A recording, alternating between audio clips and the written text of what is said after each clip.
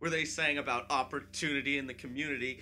That just was like a natural laxative. Better than Pepto-Bismol, better than X-Lax. Good God, if you're constipated, just listen to that song. It'll get the poop flowing. But anyway, so Pinkie Pie's new song, pretty much the Smile Smile Smile song.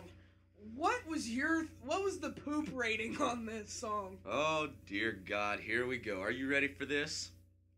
All right. You see, I gotta say, I like all ponies. However, Pinkie Pie, I can't deal with it. Sometimes she can be very funny, charming, and witty. Yes. But other times, like in the Smile, Smile, Smile, it makes me feel like taking an explosive diarrhea on a piece of artwork. That's how bad this made me feel. It was a downgrade in quality, and it made me have to poop. But it also was, like, making song-wise, like, it was a very beautiful piece, except for, like, It was. Yeah, I mean, the music sounded awesome. I thought it, It felt a bit repetitive for me. It got a little too long. I was like, can't deal with this. I gotta use the restroom now. Oh, Pinkie Pie is, like, one of my second favorite characters, but, yeah. So the next phase we would like to call the Tumblr pages that I think that is, pretty awesome or on par right now. First I'd like to give a shout out to Princess Trollestia / let's get trolling. Right next to... But also the Princess Molestia for all you kind of freaky bastards out there. Yeah, that's not safe for work. Fucking awesomeness. Yeah, not safe for Wuna. Not safe for Wuna at all. Yeah. Especially not her. Also Discord Doctor Who's. It's pretty awesome. Yeah, I mean, it's kind of cool. I mean, it's kind of a cool concept for a background character, but yeah. Yeah, I mean, just the fact that they gave a background character his own name, website, everything, you gotta say that's something. Yeah, I mean, it's us. And that also brings me another point, like how, when Derpy or Ditzy Who, whatever, you want to call her or anything, but when she got her own speaking, that was, all of us. That was what I thought was awesome, what a fandom can actually do to a television show. Make it happen, Captain. Yeah, make it happen, Captain. So, you got anything, the Drunken Brony Man? Well, you see, I'm not so much for Tumblr pages as much as I am for fanfics. You see, in the beginning, when I was still a closet brony, I am still mildly, but I'm coming out of the closet with it. You see, I gotta say, fuck you, I am not gay! Well, go to hell! That's what you made it sound like. Oh, really? Yes. You be quiet, you're just a tech producer, and you let us use your garage. Alright. Fuckers. All you fucking You're people. welcome. I let you use my garage for your strange pornographic images. Alright, and thanks for the hot chocolate, dude. Thanks. Yes. Alright, so Tell your mother I love her. I got in the habit of reading fanfics, even though in the beginning I really hated them. They made me think the show was all for masturbating freaky, weird people in their mom's basements. But I gotta say that some of the weirdest freaking fanfics I have ever read are some of these.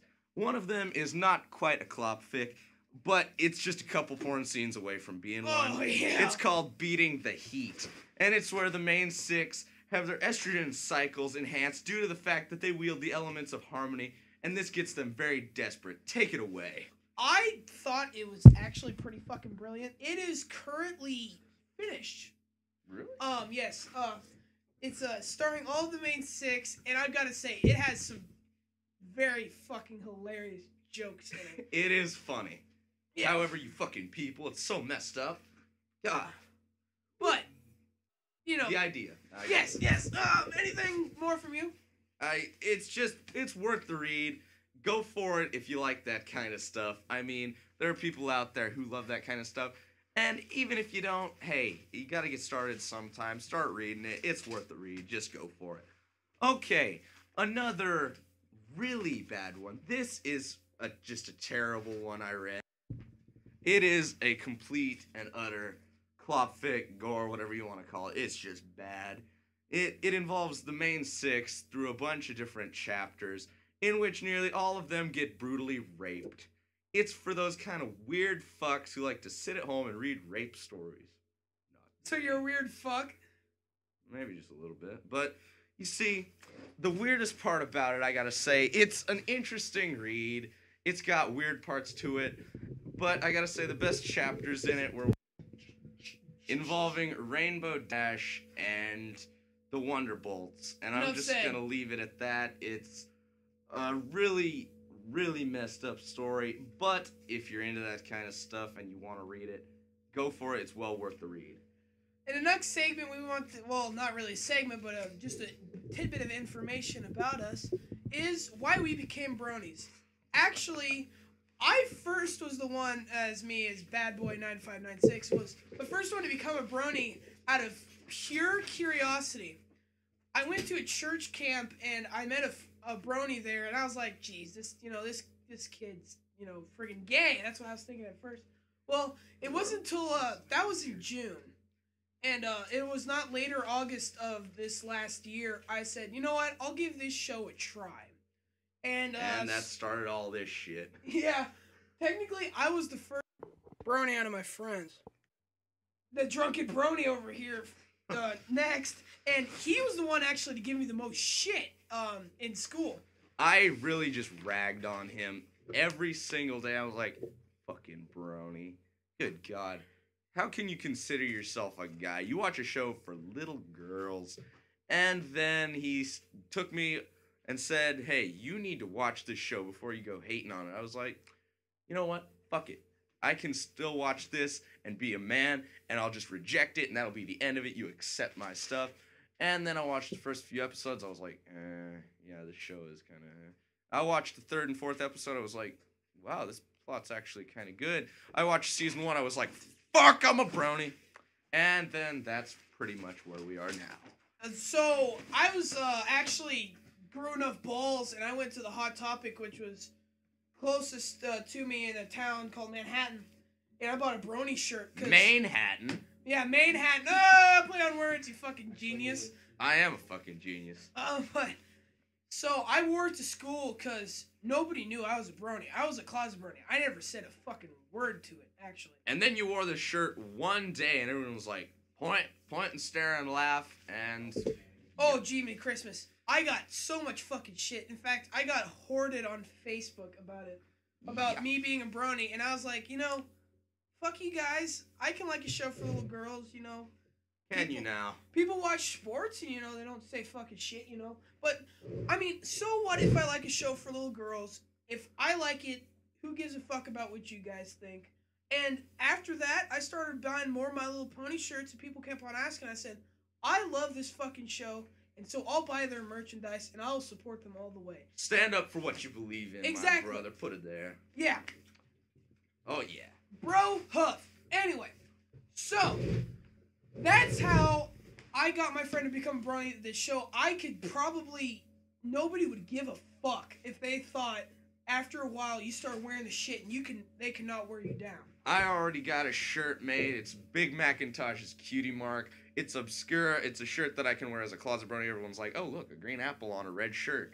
I was like, yep, that's exactly what it is. Yep.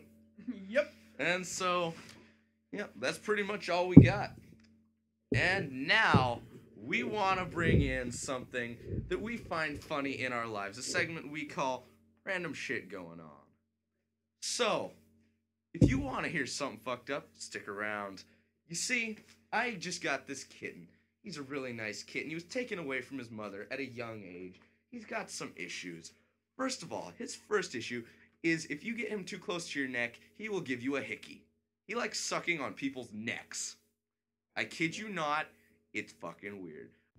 His second issue is he has a box fetish. That's right, you leave a box of any kind out. He likes cardboard boxes, but any box will do. You leave a box out anywhere, he'll crawl in that box and start masturbating. I kid you not, he licks himself. God, messed up little cat. His third biggest problem is the fact that he likes to strangle himself with plastic bags. If I leave a plastic bag on the floor, he's in that thing and choking. You gotta watch him, otherwise he'll die. So, I'm gonna keep you guys updated and see if his mental psychosis state has gotten any better. Thank you. Back here, that's actually a true fucking story if anybody's trying to figure that out. And, As a brony from Kansas, fortunately, I had to take care of cattle. And one night, it was pretty late. I had to go feed them, and there were some coyotes attacking them. So I went to go reach for my gun and try to pop off a couple rounds and get the coyotes away. Well, this calf was about to get attacked, and the mom cow came around with her fucking horns, and it fucking impaled that coyote up on its horns. It was the most coolest fucking thing, and yeah, most coolest is a word if anybody knew that. 20% cooler! Yeah! It was so fucking cool. I thought it should have been in a goddamn video game, like, in Skyrim or some shit, like an execution. Like a fucking, you're like bent over, all of a sudden the cow comes over and fucking mutilates your ass. Yeah, pretty much. But, that was our mindfuck moment of the day. Awesome. So, now we got the biggest event around here. You see, in Kansas, we have nothing. We got plains, we got some hills up in the northeast corner, we got oil, we got wheat, we got dust, and rocks, and sticks. And yeah, if you were wondering, Dorothy doesn't exist, and her little dog too. So, there is a Comic-Con coming to Kansas City. And now, my friend here, Bad Boy, has the down low on that. The Comic-Con, I think, is happening around March 24th, and I think it's a 2-day event. And I think we're going to go there and pass out. If we get enough popularity, we'll consider the idea. Yeah. But, I mean, hell, if we ain't got that far yet, we can always just go and hang out. We invite anyone in the area to come hang out, too. It's going to be a rockin' good time. I guarantee it. If you know any bronies from Manhattan or Little Apple in Manhattan, Kansas, please hit us up on our Tumblr page, which will be called Bronies from Kansas. Okay, I am Drunken Brony Man. And I'm Bad Boy 9596. And this is the end of our first podcast. Tell us what you think.